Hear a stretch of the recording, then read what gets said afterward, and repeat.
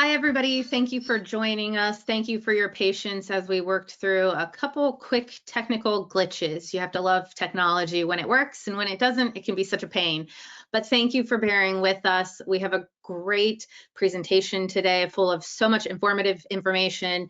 So thank you again very much for joining our webinar, Going Green, Ethical Considerations when Advising Clients About Progress Towards Sustainable Development Goals.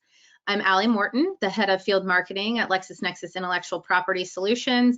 And as I mentioned, we have a really informative webinar planned for you today. Before we get started, I just want to cover a couple housekeeping things. This event is approved or in the process of being approved for 60 minutes of CLE credit. The type of credit requested is ethics. The type of credit allowed is determined by each state governing MCLE board. All attendees will need to validate their participation using the 2 codes that we will provide to you today. Make sure and write these codes down or take a screenshot when they are shared. Codes will be provided both visually and verbally. Within 5 business days, you will receive your email notifications from LexisNexis University. So you'll receive 2 emails. One will be a CLE survey, and then also an email to alert you to log into your LexisNexis University account and validate your participation. If you do not already have an account, it will give you the instructions on how to set up the account and get your participation recorded. Once you validate your participation by entering the 2 codes that we'll give you again today, so please make sure that you write those down and keep them in a safe place, you will receive your certificate of attendance via email. You always have the option to download a copy of that directly from your LNU account as well. If state approval is pending or needs to be processed, you will receive an email providing that status with additional details. One more housekeeping thing, in the control panel, you will see a handout section. This is where you can access additional resources related to today's presentation. And everyone will receive a follow-up email with the slides from today, as well as additional resource materials. Now I will turn it over to today's presenter, David Dillon Schneider. Thanks, Allie, and welcome everybody. As Allie just mentioned, my name is David Dillon Schneider. I'm a client relations consultant for LexisNexis, and I'm going to be your presenter today as we discuss the United Nations Sustainable Development Goals, or as you'll hear me reference multiple times in this presentation, SDGs. And we're going to really talk about kind of ethical considerations attorneys should take into account when they're discussing SDG progress advice with their clients or prospects. And when I mean progress advice, just talking about sustainability in the context of SDGs. Quick background about myself. I am a former litigator with a firm called Vorey Sater in Columbus, Ohio. I did that for about 5 or 6 years. And then since then, I've been with LexisNexis. I've been with LexisNexis for over 20 years. And so I'm going to walk you through this presentation, and I'm going to first of all kind of give you an agenda to kind of set the baseline of what we're going to be talking about today. And I really want to give you a sense of the flow. So first of all, for those of you unfamiliar with the United Nations Sustainable Development Goals, remember SDGs, I want to just kind of give you a quick overview of those so you can get a sense of really of what they are. Second, I'm going to go ahead and talk about why corporations are really interested in SDGs, and accordingly why attorneys, whether they're in-house counsel or outside counsel, should also be interested in the SDGs. And then we'll really kind of get into the heart of the presentation, talking about that SDG advice that I mentioned a little bit ago, and kind of the ethical considerations one might take into account when they're discussing SDG advice with clients or prospects. And then building on that theme, I'm going to discuss the need to have kind of hard objective data to use in conjunction with providing SDG advice. It's a new development out there. A lot of tech companies are creating platforms that can help you have SDG progress advice discussions with clients and prospects. So we'll get a little bit into that. And you know, again, I'll be talking a fair amount about some of the ethical rules out there. And there's one I'm going to be talking about kind of towards the end that I think is particularly important, Rule 1.1. It's the competence rule. And I really want you to pay attention to that because it talks about the need for today's practitioner to be a competent practitioner, particularly in terms of being knowledgeable about the latest technology. And hopefully that's why you're all here today. So I'm going to go ahead and do this presentation for you. I got my eye on the clock here. Because it's a CLE, I do have to go, 60 minutes for some jurisdictions. I will give you those 2 codes that Ali mentioned throughout the presentation. So be sure to keep kind of a pencil around or maybe do a screenshot so you have those 2 codes so you can get proper CLE credit. Now, before I get into the presentation, got to give you this disclaimer. And you don't have to read this whole thing. The essence of the disclaimer is just to let you know, hey, these are kind of my thoughts about this topic, about SDGs, as well as providing SDG advice to clients or prospects kind of in an ethical way.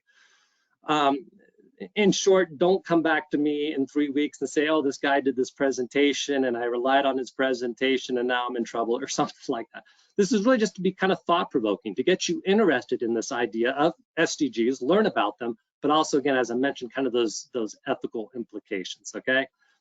Now, as we move forward, got to ask that first question. First question is, okay, well, what are the Sustainable Development Goals? Now, I got to confess to you, before I started putting together this presentation, I had no idea what SDGs were. And maybe some of you don't know either. So I'm going to kind of quickly walk you through what the SDGs are. And you'll see here on the screen kind of that the fact that they've been adopted by the UN in 2015. And you'll see kind of the language in there, and I'll kind of also give an overview here, what the UN actually set out. The SDGs are kind of a universal call to action to end poverty, protect the planet, and ensure that by 2030, people enjoy peace and prosperity.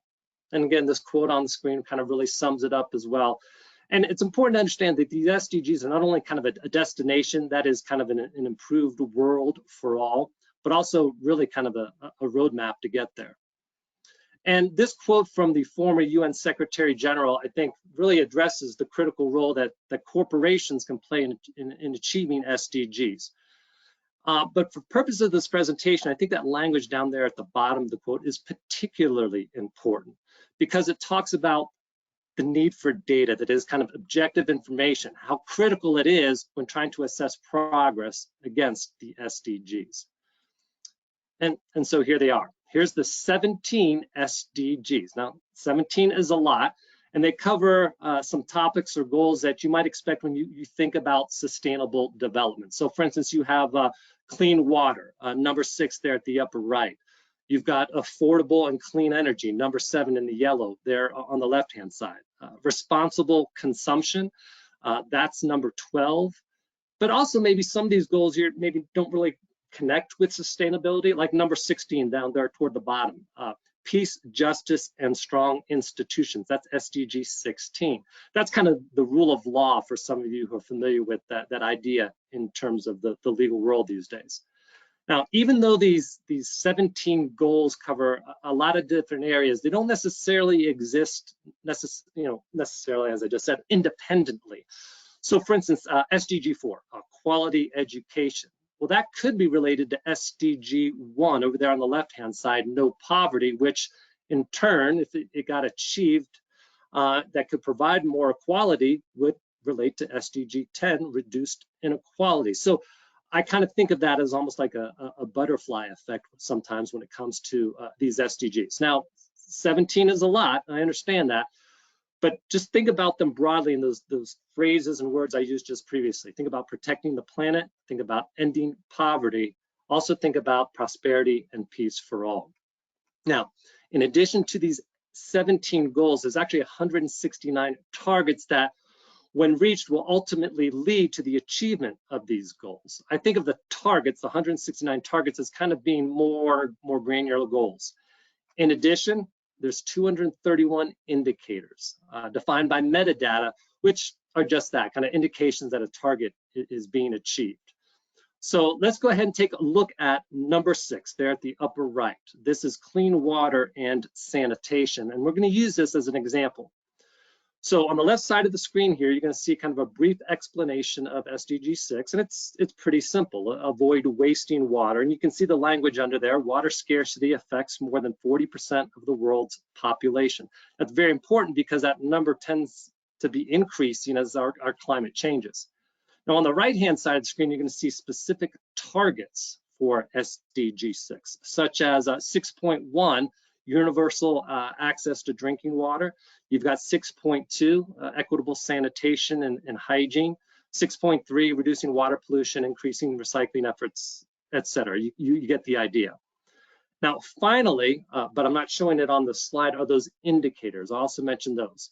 So, for example, for 6.3, one of the indicators, reducing water pollution and increasing recycling efforts, that's 6.3. One of the indicators is, quote, the proportion of bodies of water with good ambient water quality, unquote.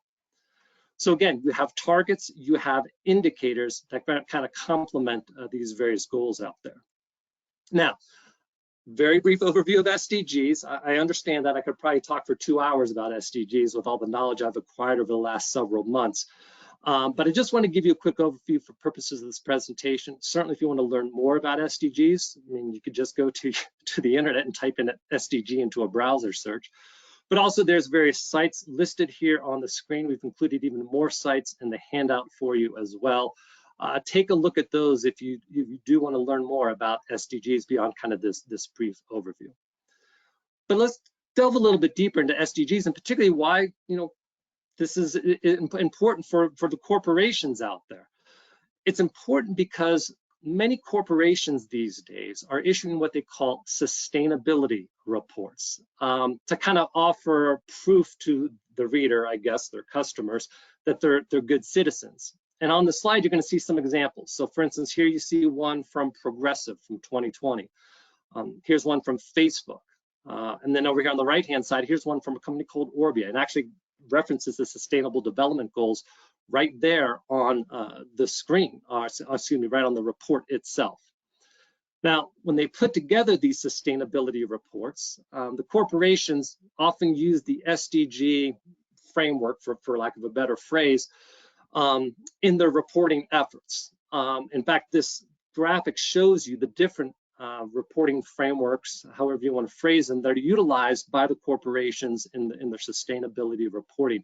And certainly, and also you should understand that the numbers on the screen reflect the reporting done by the top 100 corporate patent owners. This isn't necessarily all corporations worldwide. There's just corporate patent owners. But again, a lot of different types of frameworks, but some certainly stand out. Obviously, SDG. ESG, I'll talk about those pillars a little bit later on in this presentation, but you have other ones in here as well. I'm not going to go through them all, but you've got like GRI, Global Reporting Initiative. That's a set of standards that cover topics ranging from biodiversity to tax, to waste, emissions, things like that.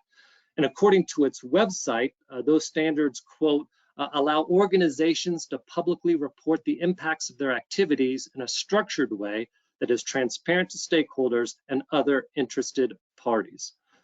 Again, that's just another kind of reporting framework. ESG, again, which I'll delve into a little bit later on in this presentation, that stands for environmental, social, and governance. Now, these numbers here reflect corporations that are already engaged in sustainability reporting. So let's go ahead and continue on, and let's talk about, well, what's going on out there when it comes to the largest corporations worldwide. So beyond just the top 100 patent owners, but corporations worldwide. A recent study by KPMG indicated that about 40% specifically reference SDGs in their corporate reporting, their sustainability reporting. And on the right side, you're going to see kind of a graphic reflecting which specific SDGs a particular corporation is striving to achieve. Now, I honestly don't remember the particular corporation that this graphic came from, but there is language in there which talks about mobile phones and 5G, so I think it's probably a cell phone company. But again, this is part of that reporting that occurs by some companies out there. Here's another example, a specific example. This one involves Hitachi in one of its recent sustainability reports. And it goes into great detail about what Hitachi is doing in the area of SDGs. In fact, you probably can't read the small type over there on the right-hand side, but part of the report says, quote, in fiscal 2017, top management considered 17 SDGs and the opportunities and risks they posed, identifying the 5 SDGs where Hitachi can have the greatest impact to its business strategy, unquote. So in short, the existence of SDGs combined with corporations' desire to be kind of good global citizens is really driving corporate strategy these days. And when it comes to the reporting that the corporations do, they do it not only through the sustainability reports themselves, they'll actually do it on their websites. You'll sometimes find detailed information about what they're doing in the area of SDGs. So for instance, on this page, you'll see waste management, a page from their website. This is one from a company, we're probably all somewhat familiar with. This is, Toyota. This next one is BayWa. Now, you may not be familiar with BayWa, but they're a corporation based out of Munich, and they're engaged in renewable energy. Again, so they have a web page devoted to their sustainable development efforts out there. And I don't really want to necessarily kind of beat a dead horse, but again, here's some more statistics which talk about what corporations are doing in terms of SDGs. And these actually kind of reflect what they're doing, plan to do, I guess you say, in the future, to include SDGs in their, sustainability reporting. Now, those stats, I mean, they really make sense because corporations, especially international ones, are fairly well aware of SDGs. That you'll see when it comes to citizens, the number's a little bit lower, 33%. And I'd even bet here in the United States, it's even lower than that. Again, you heard me mention, I've just started learning about SDGs in the past few months or so. So the numbers are very important. This awareness is growing particularly amongst corporations. As individuals, we're getting there, but corporations worldwide know about SDGs and they're thinking about them. And it's important to emphasize particularly that this knowledge about SDGs is particularly well received or known about, I guess you'd say, internationally. You'll see there in this particular graphic from KPMG, France, Germany, countries like that. Those corporations based in those countries are very well aware of SDGs. In the US, we're a little bit behind. We're catching up over the years. But again, internationally, SDGs are very well known. That really means it behooves us all here in the United States to know more about what's going on in the area of SDGs. And why are corporations interested in SDGs? I mean, that's kind of the next question. And basically, it's because you and me. I mean, that's basically what this slide shows you. Look what it says there. 78% of customers are more likely to buy being the operative word. Corporations are interested in their customers, right? And they want to do what their customers expect them to do so they can get more, sales. And if we expect corporations to be good, sustainable partners, I guess, out there when it comes to things like the environment, et cetera, we're more likely to buy from them. And so corporations know this. That's why they're putting so much effort in their sustainability reporting. Or, if they don't know, others are telling them to do this. This is actually an article from last fall written by an attorney from Hainsworth Sinclair Boyd talking about, just that. Take steps to promote your sustainability efforts. It makes sense for corporations to do this type of thing. So this really presents a great opportunity for attorneys. Whether you call it client relations, business development, whatever, this is a great opportunity for attorneys to provide SDG progress advice to clients and prospects. In fact, legal writers actually recognize this. I mean, look at the highlighted language here. By understanding sustainable development goals, lawyers will be better positioned to advise clients, unquote. That's very, very important. It hits the nail on the head, you might say. And it's certainly, law firms know this as well. Here's Debevoice's website where it talks about SDGs, actually has an entire page devoted to SDGs. And in addition to discussing its own efforts, the law firm's efforts in the areas of SDGs, consider some of that other language in here. It says, quote, as wise counselors, Debevoise lawyers advise clients on a broad range of risks and opportunities.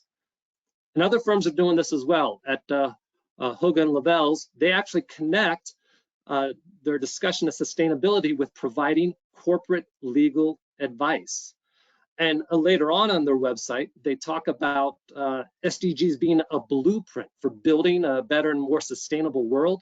And then finally, again, it goes back to connecting SDG with legal advice. And again, particularly note that language, legal advice. That's an important part of this presentation discussion that I'm doing today. In fact, some firms tout their own efforts. You heard me mention that in the context of Debevoise. Well, here's Kirkland & Ellis, where at their website, they track their efforts in the area of pro bono work and how it's affecting their progress toward SDGs as a law firm itself. So again, a lot of discussion out there amongst attorneys when it comes to SDGs, right? And then some of these law firms recognize SDG progress advice as kind of being legal advice. And that's really the fundamental question here. Is advice that attorneys provide to corporations about SDGs, is that legal advice? Because we all know when it comes to legal advice, you have to act ethically. You have to comply with the rules of professional responsibility. Well, does that apply to SDG advice? So this is kind of a, I would say almost kind of a tricky question. Now I got to tell you, I've done my research. I haven't found anything which has had said definitively, discussions about SDG progress is legal advice. I mean, it'd be wonderful I'd found something which said that, but I haven't. So I had to do some additional research, kind of went out there, looked at various websites to kind of just get a sense of what the attitude is there about providing kind of pseudo non-legal advice almost, or what legal advice is. And of course, the first place I started, I went to FindLaw and just looked up a definition of legal advice, and look what it says. Requires legal knowledge, skill, education, judgment, applying law to the particular set of circumstances, things of that nature. Kind of gives you an overview of at least how FindLaw defines legal advice. Probably not enough really to use as a guidepost. So I did go out there and search through some various opinions out there. Now here's one that's older, and I got to tell you, it's pretty old. It's 1987. But look at this one, and it's kind of similar, the language in here, to what I found at FindLaw. So based on what I saw FindLaw, what I've seen here, what I've seen some other places, it kind of seems somewhat safe to conclude that a discussion about SDGs is not technically legal advice. But I don't think that necessarily resolves the question as to whether or not the rules of professional responsibility would apply when giving SDG advice.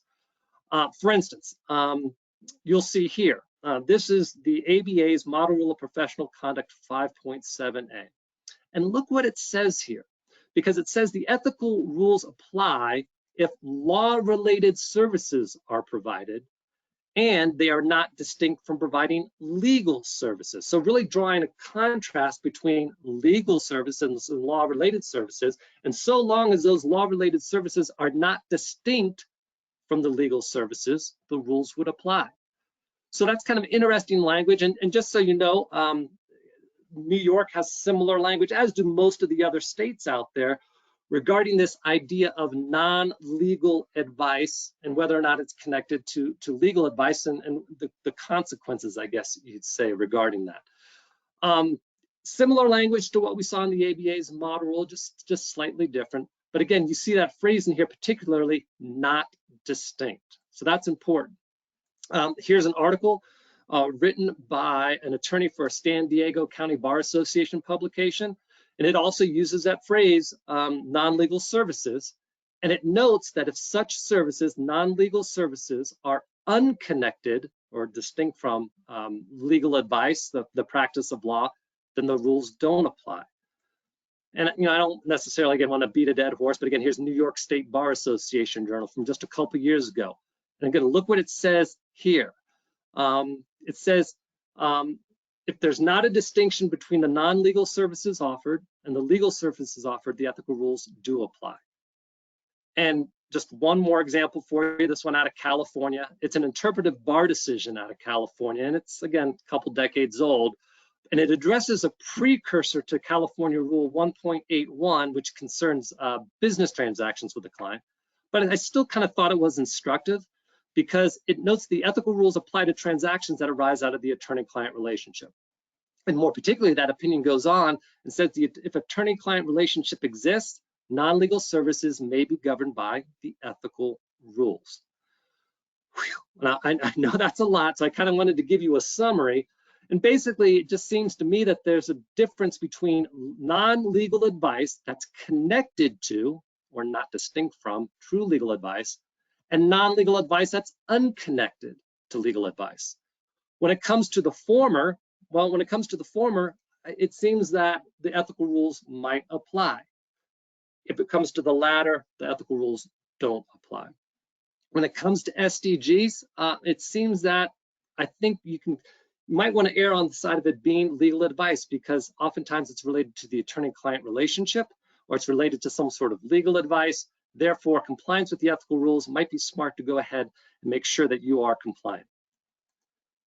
Now, I know we've gone through a lot already, but I wanted to give you that first code. As Ali mentioned, we've got to give you 2 codes during this presentation to basically kind of ensure your participation. So here's the first code. I'm going to read it out to you. It's also displayed here on the screen for you. And you'll see it's 9, M as in Mary, J as in Jaguar, Frank as in Frank, or excuse me, F as in Frank, and F as in Frank again. And I'll repeat that for you. 9, M, J, F, F. Write that down one more time for you. 9M, J, F, F. Let's go ahead and continue on. And now let's get into those rules of professional responsibility. Now I'm going to use the ABA's Model Rules of Professional Conduct, also professional responsibility. And the reason why I use the ABA's model rules is because the vast majority of states out there have adopted the ABA's model rules. Maybe not necessarily the exact language word for word, but pretty much all the states out there have these similar rules out there. And because we have participants from states all across the country, if not internationally, I thought just best to be used the ABA's model rule. Now, when it comes to the ABA's model rule, I was kind of looking at the model rules, excuse me. As I was looking at them, it kind of jumped out to me that these 3 rules could potentially be applicable to providing SDG progress advice. That is 1.3, 1.4, and 2.1. So I'm going to go through each of these kind of individually for you. Now, as many of you know, if you've read the rules, the language tends to usually be fairly brief. For instance, here's a rule 1.3, and it's the diligence rule. And it reads simply, quote, a lawyer shall act with reasonable diligence and promptness in representing a client. Now, when I read that, I kind of get the sense of a time, right? In fact, I've seen opinions out there which talk about that diligence rule in the context of pursuing litigation expeditiously. I've also seen it in other contexts, such as keeping a client informed of developments in a particular matter in a timely way, that sort of thing. But I do want to emphasize to you that based on the research that I've done, not all aspects of this diligence rule are kind of related to time, I guess you'd say. In fact, commentary 1 to rule 1.3 kind of makes that evident. Commentary 1 says a lawyer must also act with commitment and dedication to the interest of the client. Really doesn't say anything about time in there, I guess you'd say. I mean, you could also look at other definitions of diligence that exist. Black's Law Dictionary. Here's language from Black's Law Dictionary. Quote, a continual effort to accomplish something, care, caution, the attention and care required from a person in a given situation, unquote. Again, similar language from the Oxford English Dictionary when it comes to diligence. Again, think of that language of effort and care.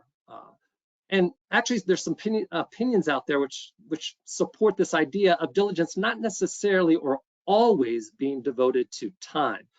For instance, it's Edwards' decision. It talks about time in the context of kind of a failure to almost investigate, right? It associates diligence with investigation. This next opinion associates time with, diligence with failure to act. This one, it's a lot of words there, but it really just focuses on making appropriate arrangements. This next one discusses seeking reimbursement or repayment. And this final one, now this one isn't not an attorney discipline decision, but it equates diligence with collecting needed information. So it seems to me this concept of diligence kind of goes beyond just the mere timing of efforts. It actually involves making appropriate efforts. Now there's also rule 1.4. Again, the language here is fairly brief, but quote, a lawyer shall reasonably consult with the client about the means by which the client's objectives are to be accomplished. Again, kind of vague, so it's worthwhile to see what the commentaries say. And here you have kind of an extended commentary 5, which says, quote, sufficient information to participate intelligently in decisions concerning the objectives of the client, unquote. Important language right there at the top of commentary 5. I also mentioned 2.1. This is actually a little bit more lengthy in the actual rule itself. This is attorney as advisor, but it talks about how an attorney should consider economic and social factors when rendering candid advice to a client. And again, its commentary provides a little bit more insight, a little bit more color to it as it discusses, focusing on the client's interest. In fact, when it comes to 2.1, I found this law review article from a couple of years ago, 2017, which specifically discusses 2.1 in the context of sustainability advice, providing that type of advice. And that law review suggests that providing such advice is actually governed by 2.1. So definitely a connection between this ethical rule 2.1 and providing sustainability advice. So to summarize kind of those 3 rules, think about, first of all, the attorney should make suitable efforts. That's that diligence part. Also, provide information to help the client make intelligent decisions. That's 1.4. And finally, the attorney should give candid advice that's relevant to the client's interests. All right. Now, in a little bit, I'll also be discussing a 4th rule of professional responsibility. And quite honestly, I think it's probably the most important one in the context of this presentation, because it's that 1.1 rule I referenced a little bit earlier. So again, effort, helpful information, relevance, all very, very important. It makes kind of sense in the abstract, but you also got to put those rules into effect when providing SDG advice. There has to be more. And specifically, when I say that, I'm thinking about there's got to be an appropriate, a suitable framework that is utilized when providing SDG advice to ensure that you're kind of compliant with those ethical rules that may be applicable. So why a framework? Well, I mean, people actually write about this. For an attorney to comply with the rules, they got to make an effort to provide information relevant to the SDG goals. So when I think about that, just winging it, providing SDG advice, just winging it without any sort of framework, hard evidence, data, proof points, however you want to phrase it, that's not going to be sufficient. There's got to be kind of, as I mentioned, kind of a proof point, more than just saying words upon which the attorney can actually base that advice, I guess you'd say. So earlier on in this presentation, I actually showed you this chart. And I promised I was going to talk about ESG reporting. So here we are. Now, ESG, a reminder, it actually stands for environmental, social, and governance. And as noted on the slide, refers to 3 pillars for use in measuring the sustainability and societal impact when one is investing in a company or business. Now, these ESG pillars that are utilized in some of the sustainability reporting that's going on, very popular with those people who are assessing the need to invest responsibly. But the key word is invest. You'll see, for instance, law firms out there are talking about ESGs as well, Ballard Spahr, for instance. Now, again, a little bit more about ESGs. E's include, when I say environmental, that's really talking about how a corporation can affect an environment, the natural environment, such as the consumption of resources, output of waste, etc. You can also take the flip side, how the environment can affect a corporation through the availability of energy resources, climate change, things like that. Social, sometimes phrased as societal, that's things like data security, human rights, labor practices, employee health and safety, etc. Governance is executive compensation, supply chain management, risk and compliance issues, etc. What's important to recognize about these ESG pillars is there's a focus on investment. ESG is a financial markets kind of credit score. It's used by investors like brokerage firms, mutual funds to measure how a corporation performs its corporate activities from both kind of a social, environmental, government standpoints. Long story short, think kind of responsible investment. So that's why corporations use ESG pillars in their sustainability reporting. As you can see on the screen, law firms can assist them in that regard in terms of these ESG pillars. Here we have Ballard Spahr. Here's Jones. Part of their website talks about the work they do with ESG. So the ESG pillars can be used very effectively for investment purposes, but as a vehicle upon which an attorney can base his or her kind of SDG advice to a corporation, there actually are some limitations out there. You'll see some of them listed up here on the screen for you. First and foremost, there's no global definition and framework for ESG. Secondly, there's no kind of standardized metrics that can be used as kind of proof points for those pillars. In fact, the lack of metrics is very important. It was noted actually in a recent article from Kirkland and Ellis. And you'll see here, without a consensus on the metrics to be used when disclosing ESG information, they note that when you lack these metrics, it can be a real problem out there. I mean, look at this example from CNBC. This is from earlier this year, and they're talking about the ESG metrics or whatever of Meta platforms. It used to be Facebook until last fall. And it said, an annual ranking of US companies on ESG metrics conducted by Just Capital, Meta dropped 691 points due to concerns about the spread of misinformation, et cetera. But look at that word. It was based on, or phrase, based on concerns. That's it. The dropping in the ranking wasn't based on any hard data. It was just based on concerns. That's not enough. That's not transparent.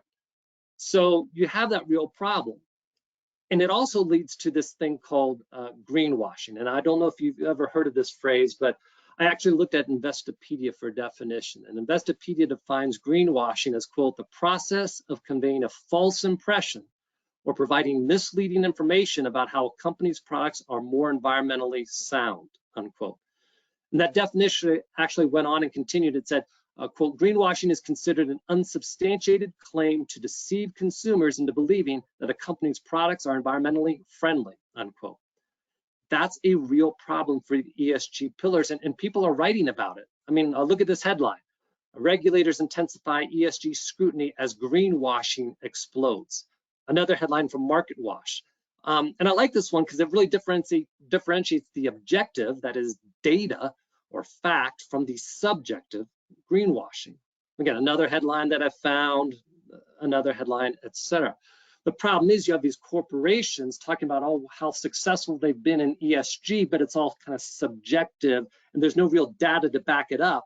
And so there's claims that these corporations, which are saying they're doing good things in the area of sustainability, there's claims that they're doing this thing called greenwashing. And by the way, corporations know this. I mean, Deloitte just recently released its 2022 Consumer Products Industry Outlook. And look over there on the right-hand side, because part of the report discusses when corporations lose the trust of customers. And I mean, look at the third component there. It talks about greenwashing. Corporations know this is a real problem out there. It's the third highest reason that corporate executives identified as leading to loss of consumer trust, greenwashing. And by the way, look at the second one, talking about failure to meet ESG expectations, almost the flip side of the coin. One is expectation, the other is promotion. That's kind of that problem that ESGs are having. It has out there. In fact, if you watched the Super Bowl this year, you may have seen this advertisement. It was one of the commercials during the Super Bowl, and it's by Polestar. It's a company that makes electric vehicles. And during that commercial, this image was shown, and look at the text, no greenwashing. They wanted to get away from claims that, hey, you do greenwashing. And they're saying, no, we don't.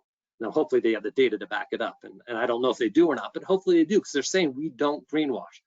Greenwashing as a claim is a very big problem for corporations. So they need to have a platform that really has data behind it so they can say, look, we're not only talking the talk, we're walking the walk, that sort of thing. So remember that article I showed you a little bit ago? Here it is again. You know, it talks about the appropriate framework.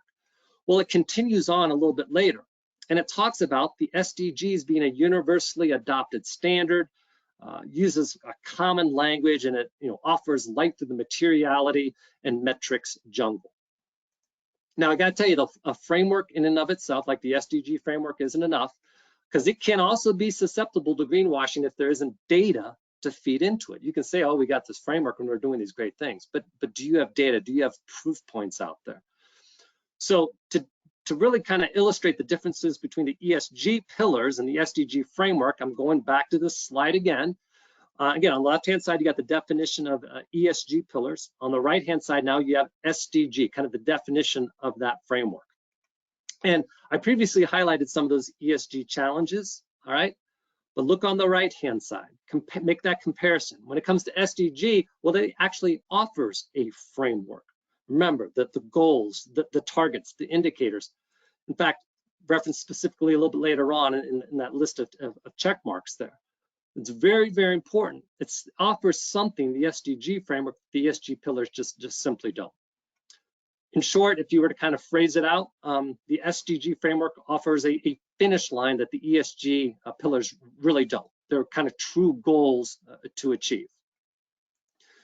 In fact, remember this slide? Again, I love going back to my old slides, but here's that slide I showed you a little bit earlier, which talked about how an attorney is writing, an attorney from Hainsworth Sinclair Boyd, writing about, hey, you know, corporations should be out there doing sustainability reporting. But look what it also says in there. It talks about how the SDGs are an internationally recognized, respected tool worth integrating into your plan. Here's an attorney actually advising, hey, use those SDG goals. So here we are, and we're looking at corporations again. They're kind of the ways they do the reporting when it comes to sustainability.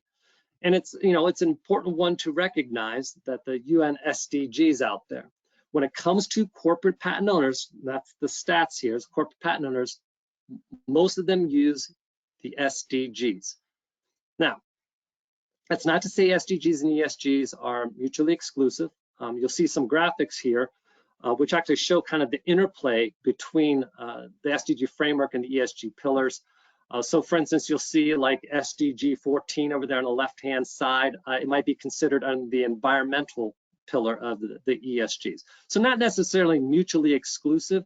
I just think of the SDGs as being a little bit more kind of granular, more effective when it comes to doing sustainability reporting. So there's still a challenge though, and I just mentioned it, right? There's the framework that SDGs offer, but you got to have data. As Michael Green, this is actually a TED talk that's provided in the materials. There's a link to it. In his TED talk, when he talked about how countries are progressing toward SDGs, this is what he said. He said, quote, a plan without the data to measure. That's what he called the SDG framework. You got to have data. Now, fortunately, there's companies out there, tech companies, which have developed platforms which are being utilized to help with the SDG progress that some corporations are striving to achieve. And they offer these platforms to take in data and also make sure that that data is transparent to the ultimate end user. And that's critical. Again, another quote out there from a law firm from just last year talking about how what these tech companies are doing is very critical because they're enabling to track progress towards SDGs. And this is going to bring us to that next rule. Again, I can't emphasize this enough, Rule 1.1. It is a rule which talks about how an attorney should provide competent representation. And competent representation requires legal knowledge, skill, thoroughness, preparation, etc. Again, not very explanatory necessarily. So you look at the commentaries, and again, commentary 8 is just critical for today's practitioner. You got to be aware of the benefits and risks associated with relevant technology. So important these days. Now, Rule 1.1 was adopted by the ABA, or I take that back, Commentary 8 to Rule 1.1 was adopted by the ABA back in 2012. Since then, that Commentary 8 has been adopted by 39 states, and I would bet we'll see the last 11 states in the near future. But again, across the country, this idea of being technologically competent has really kind of taken hold, and something that you have to be aware of. Now, what does it mean in real life? Think like e-discovery, think electronic filing, electronic case filing, think metadata. In today's day and age of the COVID pandemic, think about utilizing technology platforms to communicate, right? In terms of confidentiality, right? You've got to be aware of this stuff, particularly because you can get called out if you aren't. Here's language from Emotion, which actually discusses opposing counsel's failure to be knowledgeable about an ECF system. And again, as I mentioned a couple times, it's a real thing. I found this article from just a couple years ago, which actually talks about how protecting a client's confidence is an ethical priority under 1.1.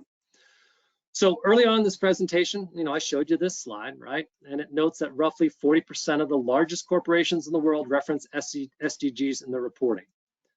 But look at the language there in that quote on the left-hand side. It talks about reference, but that's it, because in reality, only about 1% of corporations actually measure their progress towards the SDGs. And that's because a lot of these corporations have struggled to identify a reliable data set that can be used to do such measurement. Here are some of the platforms the tech companies have come out with to help corporations with data that they can use to kind of track SDG progress. There's just some of them up there. I'm not going to read all the quotes or anything, but basically they rely on various types of data which exist to help feed these platforms that corporations can use with their SDG reporting. There's a lot of different types of data out there, pros and cons to a lot of them. For those corporations who have patent portfolios though, look at the one down there at the bottom. Patents. Patents actually offer a standout data. They're a standout data type that can be utilized, or really a kind of a compelling resource to help measure progress towards SDGs. So when you think about patents, I mean, because the SDGs, those 17 of them are defined, they can actually be mapped to advancements in science and technology as reflected in patent applications, and done so objectively and transparently. If you've ever seen a patent, they're factual, they are objective, they're measurable. So they eliminate that problem of greenwashing, right, with subjective evaluations. And as I mentioned just a moment ago, they're also offer transparency. That's key. Now, as I said, I go back to my old slide, so here's another one for you, right? I showed you reason number 2, reason number 3, why corporations lose consumer trust. Well, look at reason number 1, not transparent. Well, if you have data and you have a framework into which to feed that data, you can be transparent, and that's what patents offer. So for those corporations with a patent portfolio, very, very important. Even that Deloitte report, which I just mentioned, that transparency idea, talking about things such as, infrastructure, a framework, as I said, talking about things like data, and then putting it all together. So important these days. When it comes to those corporations with a patent portfolio, they find it very helpful to have such a framework based on patents. Here's language from Merck, here's language from Mitsubishi Gas, here's language from Rico, another one from JBC Kenwood.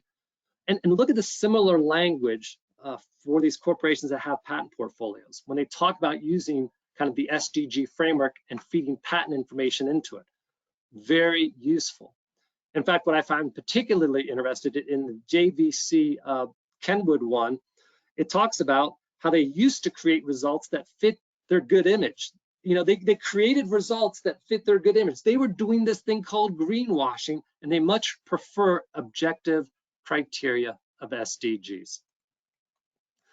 So what I did was I actually went and I tied patent information into the SDG framework using LexisNexis patent site. So I analyzed the distribution of all patents that are out there worldwide, and I created this radar chart which shows the results. Now some of the SDGs cannot be mapped to patents, like SDG 16, which I mentioned a little bit earlier, kind of rule of law, that doesn't really relate to patents.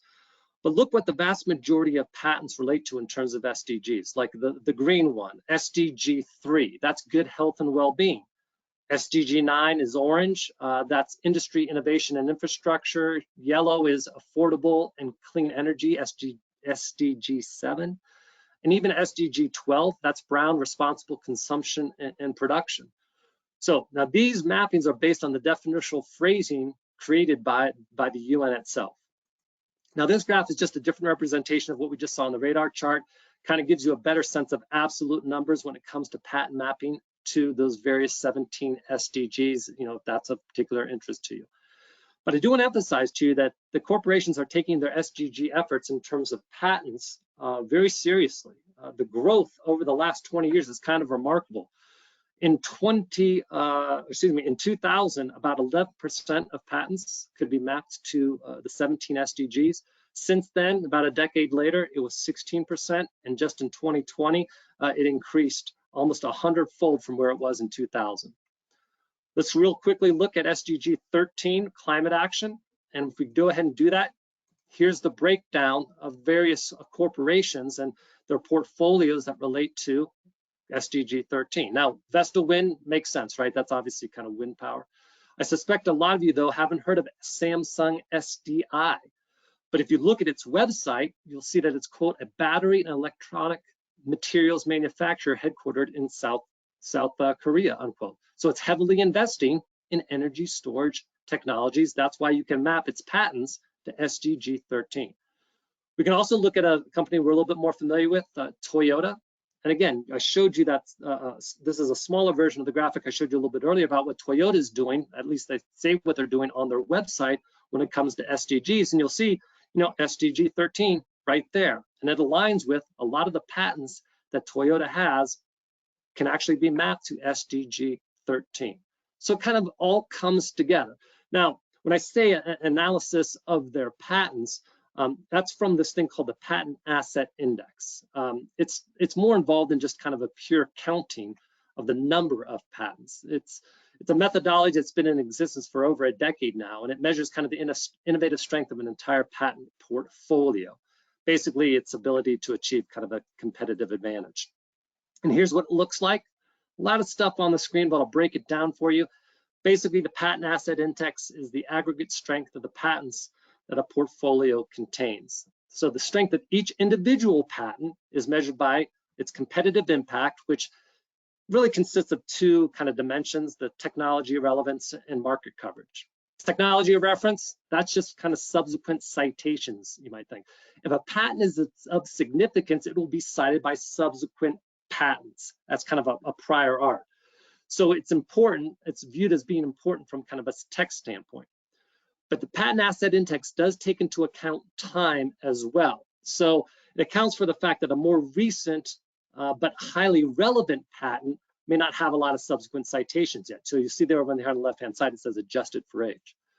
Market coverage is just a reflection of patent protection worldwide that a particular patent has. The idea being that an inventor is going to, or a patentee is going to have more or be more inclined to protect a patent worldwide in various jurisdictions if there's a lot of technological relevance to it. As I mentioned, this is the Patent Asset Index. It actually wasn't invented by LexisNexis. It's been around for over a decade, but LexisNexis actually helps the Patent Asset Index by kind of cleaning up the data that's available from the various patent entities that are out there, various patent offices. LexisNexis actually grabs data from 90 patent offices kind of around the world, but also harmonizes it, takes that data, cleans it up, fixes misspellings, disambiguates, it tracks parents and subs and things of that nature to really make it the Patent Asset Index that's utilized in patent site more accurate. Now, I know we're getting to the edge of our time. I only got about 5 more minutes here, but I do want to give you your second code. Second code is up here on the screen. I'm going to say it out loud for you as well, but be sure to write this down. You're going to need it for CLE purposes. It's 9, D as in David, I as in indigo, G as in giraffe, R as in rain. Again, 9, D David, I indigo, G giraffe, R rain. One more time, 9, D I, G R. Now, even though I gave you that last code, don't leave yet, because I really want to give you a sense of kind of this harmonization. I mean, I just talked about it, grabbing data from all these various patent offices worldwide. What does that mean? Well, let's look at my patent, because yeah, I got a patent. This is a patent that I helped work on, or the invention that I worked on a number of years ago for LexisNexis. And you'll see my name right there as one of the inventors, and you'll see the patent number up there at the upper right of the screen. This is the actual patent application. Now, when you pull up this patent through Patent Site, well, and by the way, over there on the bottom left, you'll see the assignee is LexisNexis. When you pull this patent up on Patent Site, it's got my name there at the bottom, it's got the number up there at the top, but you'll also see RELX, R-E-L-X. That is the parent company of LexisNexis. LexisNexis does not appear anywhere on the patent site version of this patent because RELX didn't exist until 2015 when Reed Elsevier, the parent company of LexisNexis, changed its name. We got this patent back in 2009, but patent site, the work that we do behind the scenes on an automated basis, but also we use some humans out there to clean up this data for y'all. We make sure that it says RELX now on it. Very, very important for today's practitioner. Here's another example. Last fall, Mark Zuckerberg announced that Facebook was changing its name to Meta. So I went to patent site just the other day and I did a search on Meta through patent site, and it shows Meta platforms, 6,012 patents. But I also did a search on Facebook. And when I searched Facebook in patent site, it recognizes that, well, that's actually Meta, and it actually shows you the same amount of patents, 6,012. By the way, same thing with Instagram. I also did it with Instagram, got the exact same thing. That's the way that LexisNexis cleans up the data to feed a patent site. I'll give you one more concrete example. This is a patent from a couple years ago, Systems and Methods for Dynamic Scheduling. Again, the assignee was Facebook. This is the original patent. I went to the USPTO's website. Here's how it's displayed at the USPTO's website. Again, Systems and Methods for Dynamic Scheduling, again, mentions Facebook. But when you pull it up in patent site, oh, by the way, Meta is nowhere mentioned in the at the USPTO's website for this particular patent. But when you pull up that patent online at patent site, it recognizes, yeah, Facebook is there, but it's part of Meta. So cleaning up the data for today's practitioner. Here's patent site in action. I only got a couple more minutes here, but patent site in action. I actually looked for the patents out there for only just the last 2 years or so, because I wanted to create this slide for you all. And you'll see here, this analysis shows this analysis shows Samsung's portfolio and Huawei there at the upper left. And you'll see the difference in the patent asset index kind of a value of those two corporations. Very significant difference. In fact, here's another way of looking at it. If you were to look at it kind of in a bar chart, this is just an alternate view. Now, this next screen shows you the same analysis that I did, but I just resorted it here because I wanted to show you that it's more than a quality than just quantity. Look at Bosch and LG Electronics. They have about the same number of patents in their portfolios, but the value of the LG Electronics portfolio in terms of the patent asset index is far greater than that of Bosch. Here's another example. Here's Toyota, Ford, and Hyundai. Yeah, I mean, Hyundai has a lot more patents than Ford does, but when it comes to the patent asset index, Ford is far more valuable than what we see from Hyundai. So that's a patent site kind of views out there. Having a platform out there, a framework, I guess more accurately, that you can use and feed data into when you're providing SDG advice offers a lot of benefits. First of all, it just ensures that you're complying with the rules of professional responsibility. Remember, things like diligence and competence and things of that nature. But it can also do other things. It can also help a corporation kind of guide what it's doing out there in reporting a sustainability, particularly when you can use the data and be transparent within a particular framework out there. It also can help guide research efforts, analyze a corporation's portfolio itself, or maybe that of a competitor or a company that wants to be merged with or acquired, that sort of thing. It certainly can also help with, making a good argument with investors, saying, hey, we're doing things when it comes to the SDGs, and we can prove it by this data that we've got from, at least when it comes to a corporation with a patent portfolio, with the patent asset index. Or if it comes to a different type of data, maybe with a different platform out there. Offers transparency as well as objectivity. And finally, having all that can help communicate, whether it's internally, whether it's externally, because again, you're being transparent. You're not just saying, oh, we're doing this or we're doing that. You actually have numbers and data to back all that up. So we've come to the end of the presentation here. I hope you learned a little bit about SDGs and maybe are inclined to learn a little bit more. and learning about how corporations worldwide are taking efforts to take steps to be compliant with, or meet, I guess not be compliant with, but really meet the SDG goals that have been set forth by the UN. But also I hope you understand how you can be kind of ethically diligent and competent when providing SDG advice to corporations. Think of that rule 1.1, the competence rule, and how it's so important that you be technologically savvy these days as a practitioner. And when it comes to providing SDG advice, learning about the various platforms out there that can kind of buttress that advice, provide a proof point for that advice, can be very, very critical. With that being said, I want to thank you for participating today. I apologize for going a little bit over our top of the hour. We had a technological problems or challenges at the beginning, but hopefully you learned a lot. Be sure to download the various handouts available to you. And with that being said, thank you for joining us today.